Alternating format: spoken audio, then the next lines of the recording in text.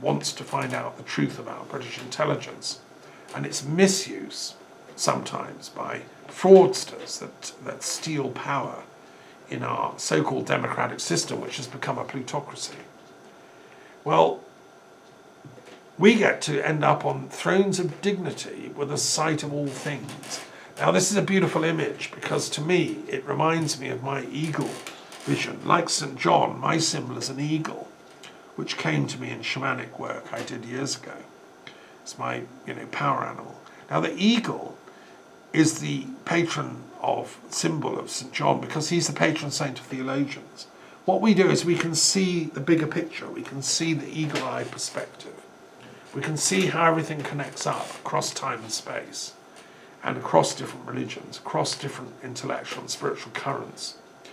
Well, that's what we get in heaven. That's what you get if you're righteous. And that's why it's worth being righteous, is to get that bigger picture. And that bigger picture is why we call it higher education.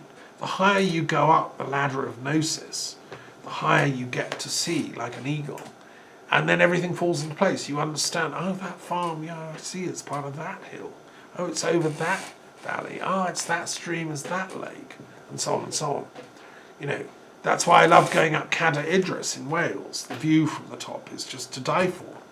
And it's, it's a famous Druid mountain in the middle of Wales. And, that's why I love the Berwyn Mountains and have explored all over Snowdonia, because those mountains, although they may not be huge, they bring that higher gnosis, that higher vision. And in the Alps, where the Druids built a temple to, Taranis, the god of, who was for them Jupiter Superbus, the highest of all the gods. Anyway, so that's the Quran, and I've given my commentary drawing on all my philosophical knowledge of, many years of study, my Druid learning, my Hindu, my Buddhist, my Christian learning. To me the Quran isn't a threat to any of them. It's a complementary and a confirmation of them all. This is why this nonsense of a kind of war between Islam and the rest of the world is complete nonsense. It's a peace between Islam and the rest of the world. All the word Islam means is surrender of ego to the absolute. And that's obviously what we should all do. Okay, I'm going to finish now with my last poem, which is called a hymn to Taranis, who is the god of the Druids.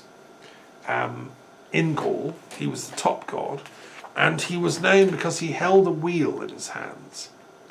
So he's kind of lord of time, and when senior Druids died in Europe, and to some extent in Britain, they often were buried with a chariot, or at least a wheel.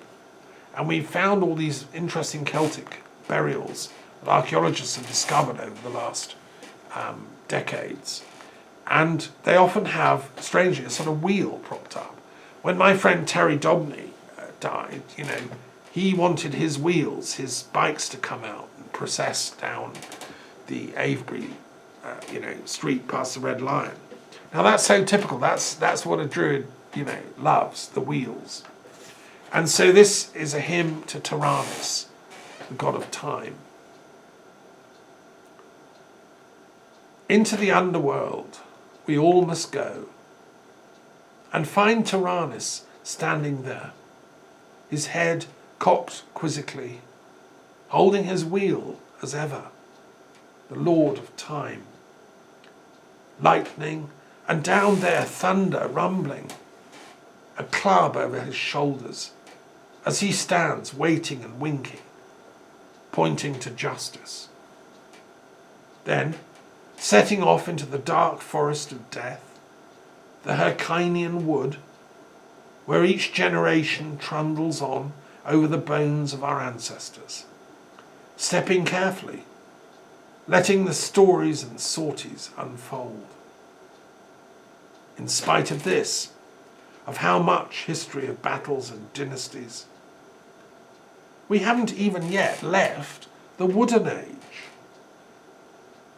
Its assemblages gather all round us, still. Chariot wheels, great braziers of thrusting fires warming our cold evenings, our carefully crafted homes, lots for scrying, bowls and platters, spear shafts, rings, pendants, oghams, bark for our books and beech, tables and benches for fellowship and families, Odyssean beds that can't be unbuilt, in which we're all conceived and born and die, harp frames for songs to home in on, and bards to sing us home. No, we haven't left the wooden age. No matter what flints and stones we clip and noise, no matter what copper and iron rims we smelt and fix, or pluck out swords from stone, it's still the wood we touch for luck, to bring one lose protection, to scale a tree and dare to answer from some higher view.